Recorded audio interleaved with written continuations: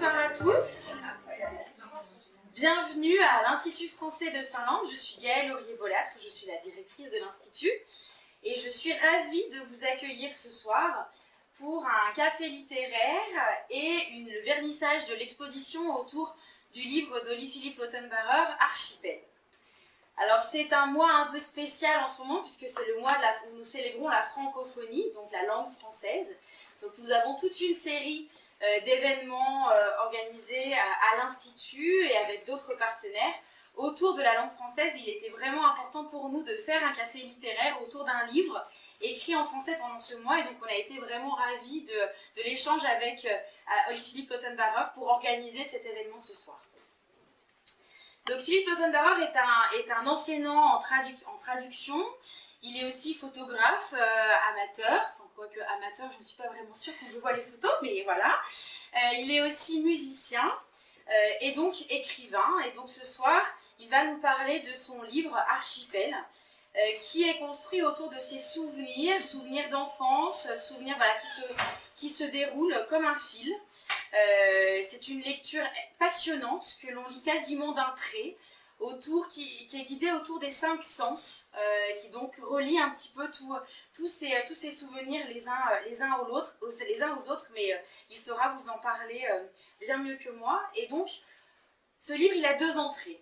Une entrée voilà, habituelle d'un livre, et la deuxième entrée autour de photos qui illustrent un petit peu tous ces souvenirs et que vous allez pouvoir retrouver dans l'exposition que nous vous proposons ici ce soir et ensuite dans le reste du mois de mars, dans le cadre de ce mois de la francophonie.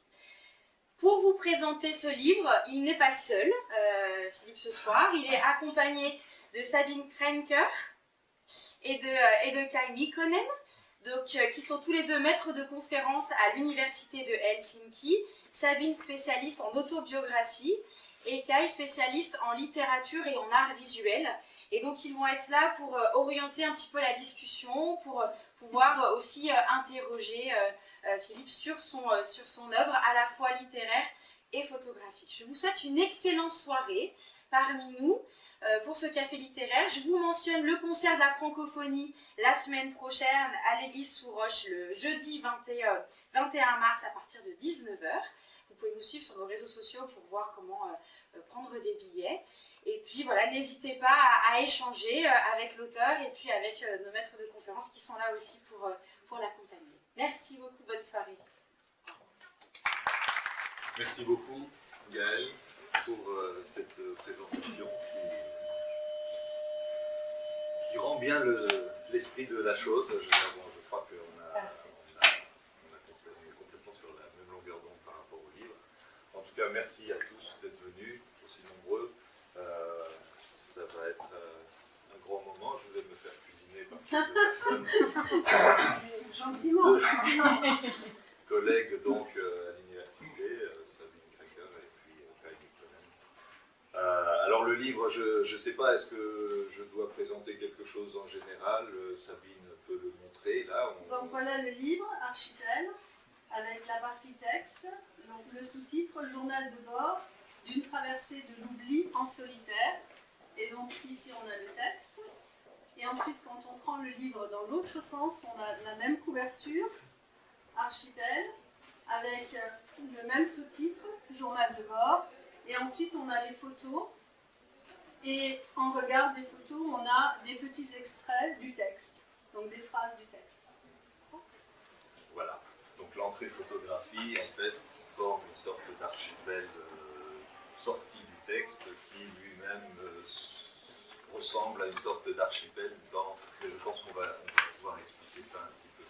Je voulais encore, avant qu'on se lance dans la discussion, vous présenter donc Nicolas de Marviveau, qui est l'éditeur de ce livre, qui a eu la gentillesse et l'amabilité de venir depuis Bruxelles quand même pour cette rencontre, ce qui est quand même touchant. C'est un très bel objet physique aussi. Merci beaucoup. Oui, on est très fiers de ce petit ouvrage. Je dis juste 2 mots, je ne prends pas beaucoup la parole parce que les éditeurs, on ne les écoute pas de toute façon, c'est pas important. Mais juste pour vous dire que Éléments de langage, c'est une petite maison bruxelloise spécialisée dans la littérature expérimentale. Ce que nous publions, c'est des OLNI. OLNI, ça signifie objet littéraire non identifié, donc comme des ovnis, mais en livre. C'est-à-dire des textes qui ne rentrent pas dans une case prédéfinie, qui mêlent à la fois poésie, narration, en tout cas des formes un peu curieuses que les libraires n'arrivent pas à classer dans une case prédéfinie. Et le livre de Olé Philippe est un ovni par essence, puisque c'est à la fois un récit. Il y a 2 entrées, comme vous l'avez très bien expliqué, c'est-à-dire c'est un livre qui n'a pas de 4e de couverture. On peut vraiment rentrer par le texte ou par les images. Ça fait 2 pistes qui se croisent et c'est vraiment un objet littéraire non identifié.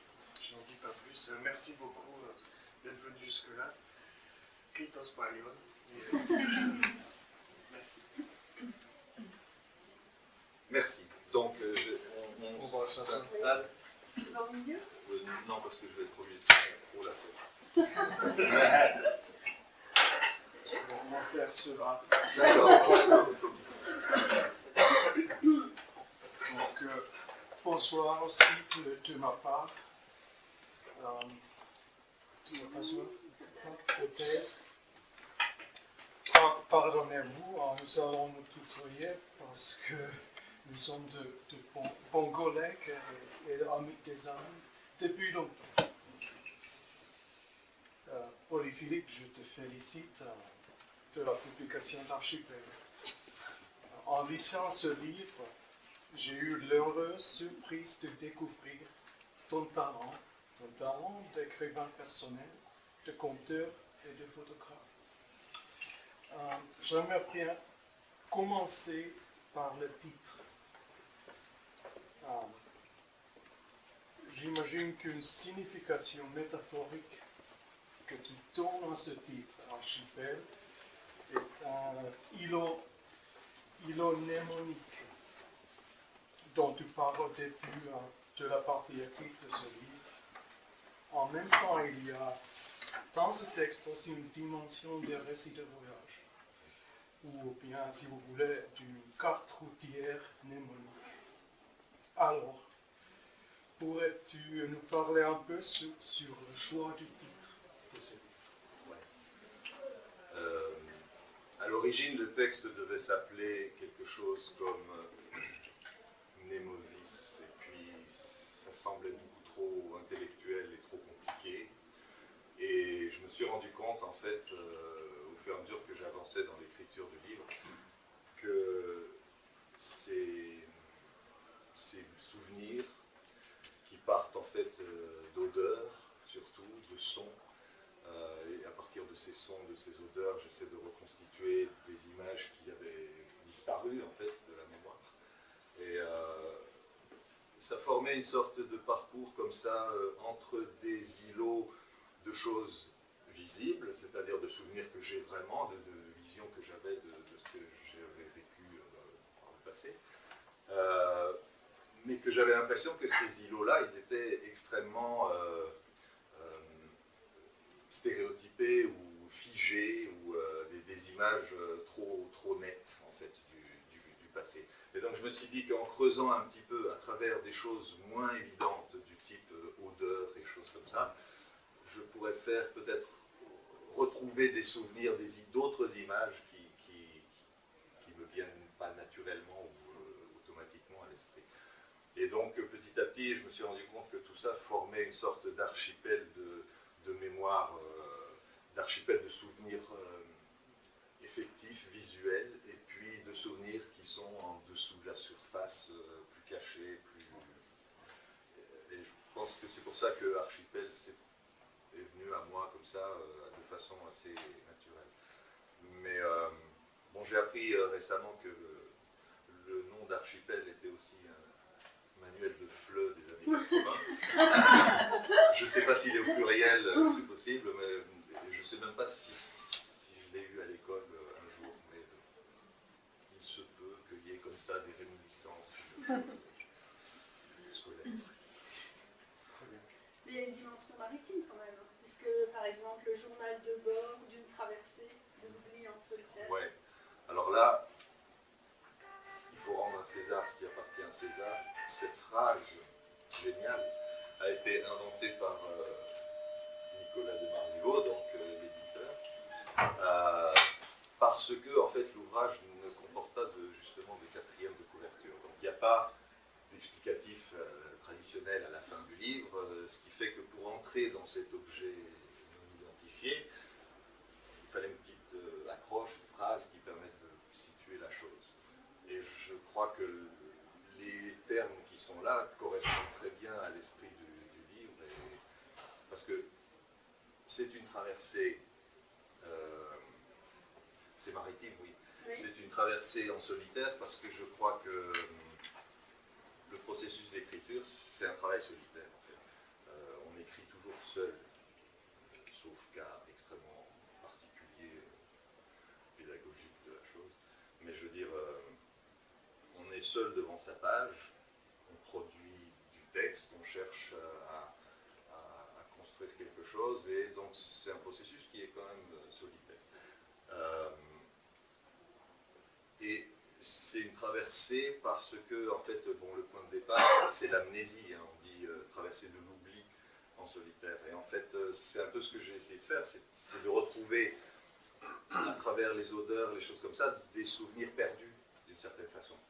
Et il s'agissait donc de plonger comme ça dans cet archipel, cette mer, disons, de souvenirs, et d'en faire ressortir des choses qui pourraient enrichir le peu de souvenirs visuels que j'avais. Donc ça part d'une sorte d'amnésie. J'avais l'impression de ne pas me souvenir suffisamment de mes époques de jeunesse. Et puis à partir de ces odeurs, j'essaie de reconstituer les éléments manquants du passé, quoi. Mais est-ce que c'est pas quand même la vision qui domine? Donc même si le livre s'ouvre, le premier souvenir olfactif qui me vient à l'esprit, donc et tout le livre tourne autour des odeurs de manière volontaire, mais est-ce que c'est quand même pas la vision, la vue qui domine malgré tout, hein? Oui, parce que... Au-dessus du son et au-dessus Absolument, des absolument. odeurs. Mais je crois que le souvenir, essentiellement, il est visuel quand même. Enfin, on a des images en tête de notre passé, on n'a pas des odeurs en tête de notre passé nécessairement. Mais en revanche, les odeurs, les sons, les sonorités, des choses comme ça, sont des choses qui permettent, je crois, justement d'accéder à des images qui seraient perdues. Et donc, l'objectif, c'est de retrouver des images. Donc, effectivement, au fond, c'est une question de recherche d'images, mais c'est par les autres sens qu'on essaie d'y accéder, parce que ce souvenir d'image en tant que tel, c'est pas évident. Enfin, c'est ce que j'ai essayé de faire. Oui. Bon, on a déjà parlé de la composition intéressante de ce livre. J'ai deux questions concernant cette approche artistique, le format du livre.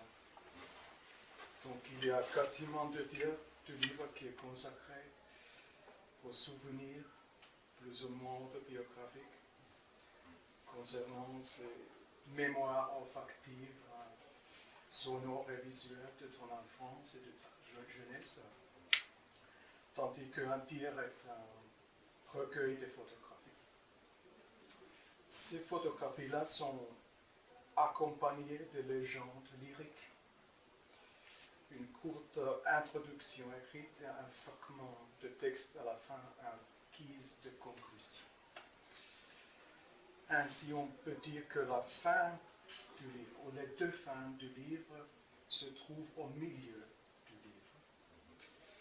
Pourquoi donc as-tu choisi une telle composition, le format soi-disant tête-pêche?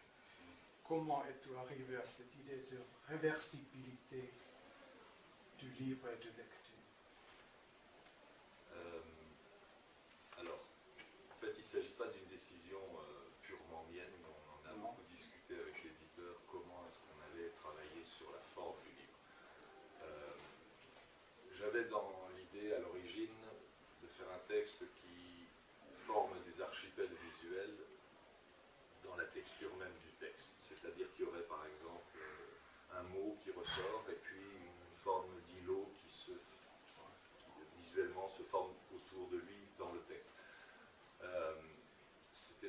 très sympathique visuellement, mais en fait, le problème c'était dans la lisibilité du texte. Et je me suis rendu compte, au fur et à mesure que j'avançais dans l'écriture, que finalement le texte me plaisait bien, et que en fait, j'aimerais bien que les gens puissent le lire vraiment, et non pas juste avoir une impression d'îlot artistique avec du texte qu'on n'arrive pas à déchiffrer. Donc on a changé, on a réfléchi à comment faire, et cette idée de retournement de deux entrées, bon, c'est une idée de Nicolas. Et en fait, quand il m'a dit ça, je me suis dit, mais bon sang, mais c'est bien sûr, c'est une solution, parce que d'une certaine façon, ça s'appelle Archipel, il y a des îlots mnémoniques, enfin de souvenirs, au fil du texte, qui se rattachent les uns aux autres par une sorte de fil conducteur. Mais découper ça en morceaux, en l'entrecoupant d'images, saurait dénaturer en fait ce fil conducteur. Ça saurait coupé le texte qui n'était pas en fait découpable. Et donc il fallait trouver une solution, et donc c'est la solution à laquelle on est arrivé après discussion. Et ce qui fait qu'on a d'un côté effectivement tout le parcours complet, et puis de l'autre, les éléments lyriques dont tu parles, c'est en fait des extraits du texte même, Oui, qui sont simplement rattachés dans le même ordre à des images. je l'ai noté que Ouais. ce sont des citations de ton essai. C'est l'autocitation, de c'est ça. oui. Voilà. Et donc, et en fait, ce qui était à l'origine un prologue et une conclusion se sont retrouvés dans cette partie visuelle pour encadrer l'histoire sous forme d'image, mais pas celle du fil rouge qui en fait fonctionne mieux tout seul, d'une certaine façon. Et voilà, c'est un peu compliqué. Donc ça a été un long processus quand même pour arriver à cette idée de génie. Très bien. Une question complémentaire concernant la composition, la stratégie artistique du livre. Ce sont environ 4 pages dans le recueil de photographies. Il y a environ 4 pages qui sont transparentes et donc qui contiennent une photo, ainsi permettant d'explorer le rapport entre la photo et sa légende de tous deux côtés. Et par conséquent, avoir 2 textes différents associés avec la même image. C'est bien certainement votre intention d'avoir cet effet. Oui, alors les transparents, là par contre, c'était mon initiative, et c'était un défi pour l'imprimeur et un défi pour la réalisation du livre, concrètement. Mais j'aimais bien l'idée des transparents parce que, justement, dans la logique du texte, on part de choses qui sont sous la surface. On cherche des souvenirs qui ne sont pas là, évidents, mais qui sont en fait latents. Et d'une certaine façon, la photographie transparente qui laisse transparaître du texte en dessous permettait de montrer cette surface avec une sorte de découverte de ce qu'il y a sous l'eau, sous la surface, sous l'oubli en fait. Et comme ça, donc, on permet aussi de faire ce double jeu entre l'image et 2 fragments de texte qui sont liés. Et en fait, oui, je pense que moi j'aimais beaucoup l'idée, et j'adore la réalisation qui a été faite. Le travail de l'imprimeur a été génial, et c'était pas évident en fait. Mais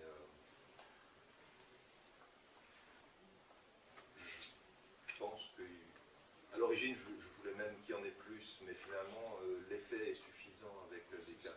C'est suffisant parce que bon, une fois l'idée montrée, c'était pas la peine de multiplier des choses. Voilà. Et pour ce qui est du fond, donc concernant les voyages, donc le livre, il y a différents endroits qui sont décrits, hein, plein d'endroits dans le monde.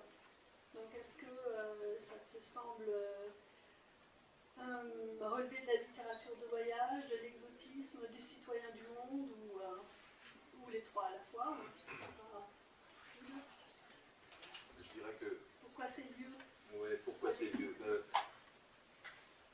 En fait, je me reconnais dans le livre de voyage. Enfin, les carnets de voyage, j'ai toujours trouvé ça passionnant.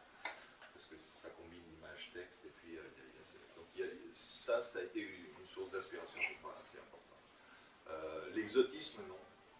Parce que pour moi, les lieux qui sont là, ce sont des lieux dans lesquels j'ai vécu, qui font partie de moi, de mon passé. Et c'est pas, je trouve pas la Nouvelle-Calédonie exotique. Et, je veux dire, j'y ai commencé l'école, voilà, ça fait partie de mon enfance, et voilà. Donc du coup, c'est pas parce qu'il y a la Nouvelle-Calédonie dans le livre que, enfin, c'est pas pour faire exotique, c'est parce que bon, c'est là. C'est un lieu, oui, de passage. Voilà. Et donc, carnet de voyage, oui. J'aime beaucoup quand je faisais des études de cinéma, j'aimais beaucoup le cinéma de l'errance, le road movie, donc cette idée de parcours, traverser des contrées inconnues, etc. Donc ça, j'aime bien, mais c'est pas pour l'exotisme du lieu. Et quand il y a justement un road movie, ou au niveau littéraire ou au niveau cinématographique, donc on découvre toujours un tas de choses sur soi. C'est l'idée de départ pour arriver et échanger entre. Et est-ce que c'est une expérience que tu as vécue en écrivant ce livre? Oui, enfin c'est l'expérience que j'espérais trouver en écrivant ce livre. C'est-à-dire que vraiment, le point de départ pour moi du livre, c'était retrouver des souvenirs qui me semblaient être perdus. Et je pars d'un souvenir olfactif en l'occurrence, mais je dirais l'odeur, et qui me rappelle des images du lieu où habitait ma grand-mère en France. Et partant de là, les images se succèdent et les lieux se succèdent, et c'est vraiment une traversée de lieux différents.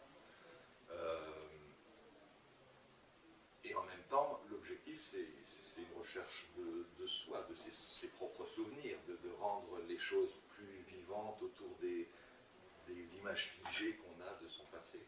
C'est vraiment le but premier du livre. Donc quelque part, c'est pas vraiment une autobiographie, je crois, c'est pas vraiment un livre de photographie non plus, c'est pas du tout un roman, mais c'est une sorte de parcours dans une mémoire défaillante. C'était chercher des souvenirs perdus, en gros. Ça fait très Proust, je sais. Mais c'est un parcours rassurant alors finalement, au bout du compte. La mémoire n'est pas si défaillante que ça. Non, oui, c'est un parcours rassurant parce que je me suis rendu compte qu'en fait, je me souvenais de beaucoup plus de choses que ce que je pensais. Parce que j'avais vraiment une impression d'amnésie.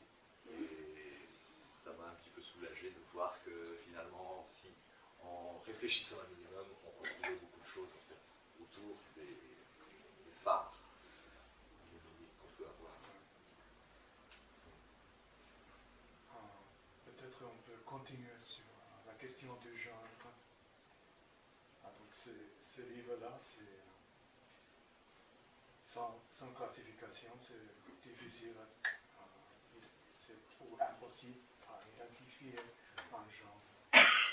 Pourtant, c'est l'élément autobiographique qui est assez fort. Même que je dirais que ce n'est pas une œuvre autobiographique, mais plutôt un essai ou une étude introspective sur la question de la mémoire. Mais est-ce qu'il y a une contradiction? Peut-être plutôt c'est une tension fructueuse ou intéressante dans ce livre qui révèle assez peu de ta vie personnelle d'un côté, bien qu'il décrit des mémoires, des sensations les plus intimes, et les plus nostalgiques de ta vie, de ton enfance. Comment vois-tu cette contradiction potentielle, ou bien est-elle une contradiction en réalité? Oui, c'est intéressant. Parce que, bon, on en a discuté avec Sabine et je lui disais ce n'est pas une autobiographie. Pas une autobiographie. Alors oui, effectivement c'est autobiographique, forcément. Ça parle de souvenirs, donc il faut difficilement faire autrement. Mais l'objectif, il n'est pas là, en fait. Il s'agit vraiment de comment dire, c'est pas une autobiographie, mais il y a cette contradiction. Est-ce qu'elle est contradictoire? Oui. En fait, j'ai pas écrit ça pour me raconter. Donc, en ce sens, c'est pas une autobiographie. C'est pas construit comme une autobiographie. C'est pas chronologique. Il n'y a pas de cette construction de voilà mes années scolaires, ceci, cela, voilà. Donc ça, c'est pas l'objectif. L'objectif, c'était pour moi de rentrer dans une, comme tu dis, une espèce de parcours de sur soi, enfin bref, quelque chose. Et l'intime là-dedans, c'est vrai, je l'ai un peu évité. C'est-à-dire, je ne voulais pas pousser, parce que étant donné que c'est autobiographique, ça touche aussi à ma famille, ça touche à des choses que je n'ai pas envie non plus d'étaler ma vie privée, familiale, ni quoi que ce soit à tout devant, si on peut dire. Mais je veux dire, donc, il y a des souvenirs, et souvent, on a peut-être l'impression, je ne sais pas si c'est vrai, mais personnellement, j'ai l'impression que une odeur me rappelle quelque chose, et quand ce quelque chose a été décrit, ça s'arrête, et on passe à autre chose. Et donc c'est comme si c'était pas poussé jusqu'au bout de l'intimité. Et je suis d'accord là-dessus. Mais ça, je crois que c'est volontaire, parce que ce qui m'intéressait davantage que l'autopsychanalyse ou le dévoilement de choses très intimes, c'était plus cette espèce de parcours, de traversée de différentes sources de souvenirs, en fait. Mais pas nécessairement en poussant ça jusqu'au dévoilement de soi total, parce que je ne suis pas quelqu'un de très expansif en ce sens. Donc je ne sais pas. Voilà, je ne sais pas si ça répond à la question. Oui, je suis un peu perdu en merci. C'est un texte pudique. Pudique. On me l'a dit, oui. C'est un texte pudique sans doute, oui, parce que c'est pas un dévoilement de soi.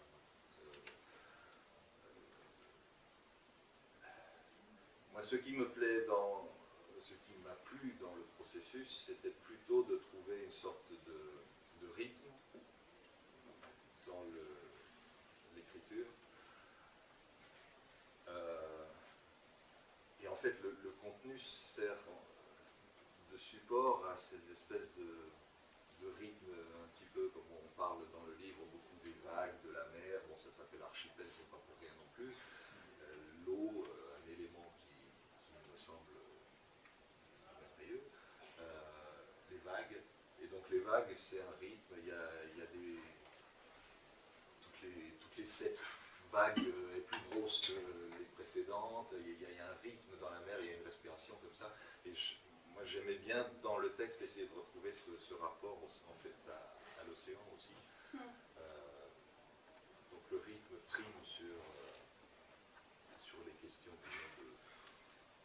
Voilà, ça avait le temps de laisser émaner les odeurs de poissons et autres produits vendus sur le marché. Alors qu'aujourd'hui, c'est beaucoup plus efficace. Le tracteur qui passe et nettoyé en minutes, c'est fait. Donc oui, il y a un changement. Le métro n'a pas d'odeur aussi. Le métro n'a pas l'odeur du métro de Paris qui pour moi, est une des odeurs fondatrices de ma jeunesse en quelque sorte. Mais je veux dire, le métro, c'est les pneus à Paris qui font l'odeur du métro. C'est le métro pneumatique. Il est pour quelque chose. Ici, c'est électrique, c'est sur des rails, il y a peu de choses qui puissent sentir en fait. Mais bon, c'est juste un constat que je fais, hein. C'est pas pour moi une perte pour autant qu'il n'y ait plus d'usine Ciné-Pulcoff au centre-ville. Ouais. Voilà. Non, mais c'est intéressant de remarquer ce qui manque, l'odeur qui manque, Ouais, pas ouais. seulement l'odeur qui existe. Oui, une des odeurs qui manque aussi, qui a fortement marqué, parce que comme tu disais, on voyage beaucoup dans ce livre, c'était mon cas parce que mes parents voyageaient beaucoup. On voyageait donc en famille et on traversait des aéroports dans les années 70, 80, 70. Et les aéroports à l'époque sentaient vraiment le kérosène. Le kérosène était partout. Et c'était pour moi l'odeur du voyage, le kérosène. Et maintenant, quand on va à l'aéroport, ça sent les parfums. C'est des magasins de luxe, et puis tout a changé. Et c'est quelque chose qui, là encore, une odeur qui m'a fortement marqué intérieurement, mais qui n'existe plus, et qui donc, oui, me manque quand même un peu quelque part, quand c'est récent. Et même en Afrique, on ne va pas sur le tarmac pour chercher sa valise, il n'y a plus les odeurs. Non, non, très peu. Très peu. Enfin, que je sache, je n'ai pas l'expérience de toute l'Afrique. Non, non, c'est quelque chose de très généralisé.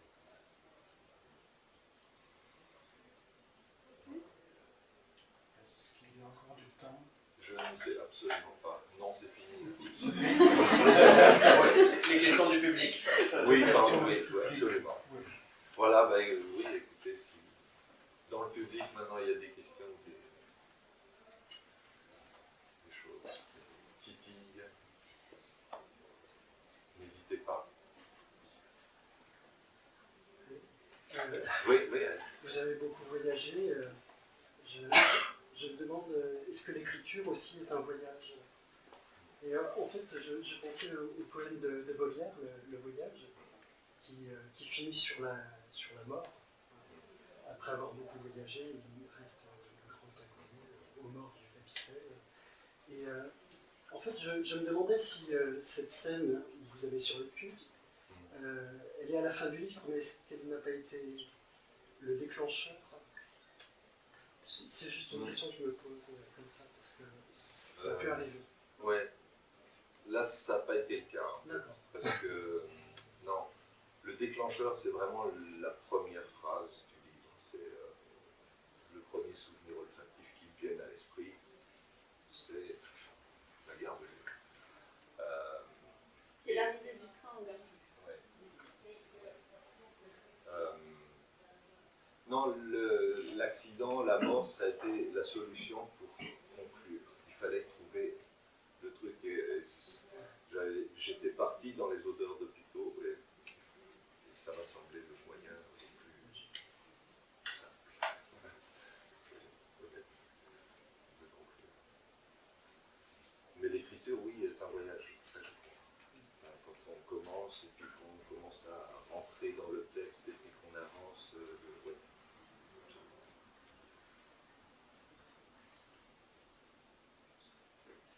Parlons un peu des photos. Ah. Pourquoi le noir et blanc?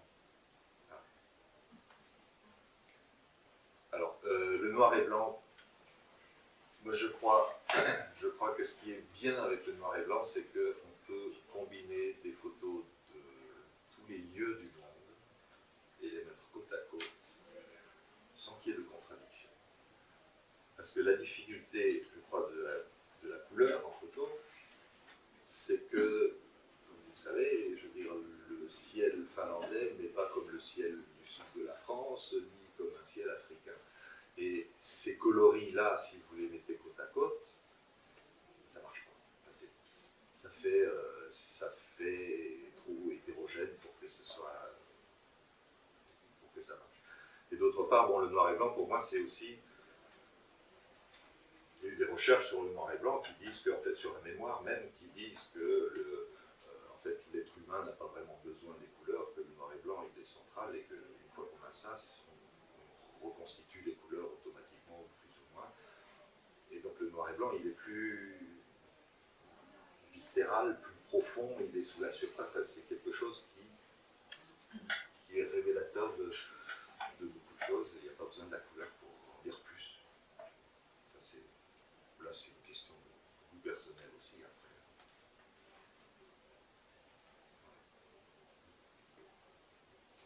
Oui. Je me demandais, parce que tout à l'heure tu parlais du métro, moi j'associe ça à des odeurs abominables aux heures de pointe, Oui. et je me suis dit, il n'y a pas tellement d'odeurs d'êtres humains là-dedans, odeurs de bébé, odeurs... Parce que moi c'est ce qui me vient comme souvenir aussi. D'accord. Non, ouais, c'est vrai que l'être humain, il est C'est des assez odeurs de nature mal ou représenté chimique. dans le livre. Non, mais c'est très juste, oui, il n'y a pas d'odeur d'être humain. Ouais, ça, j'avais pensé. Mis à part les excréments dans certains passages, c'est un peu négatif. Ouais, c'est vrai. Ou est-ce que c'est pour pas parler justement trop intimement, comme tu disais tout à l'heure? Ouais, je sais pas. Là, honnêtement, tu me prends au dépourvu avec cette question-là. C'est intéressant, non, c'est intéressant. Mais c'est vrai que la question de la présence des gens dans le livre, c'est quelque chose qui, comme Sabine disait, je suis peut-être trop pudique. Je veux dire, j'ai pas envie non plus de mettre en scène des personnes que j'ai connues, que je connais. C'est pas vraiment l'objectif du livre. Alors, peut-être que ça explique un peu l'absence d'odeur.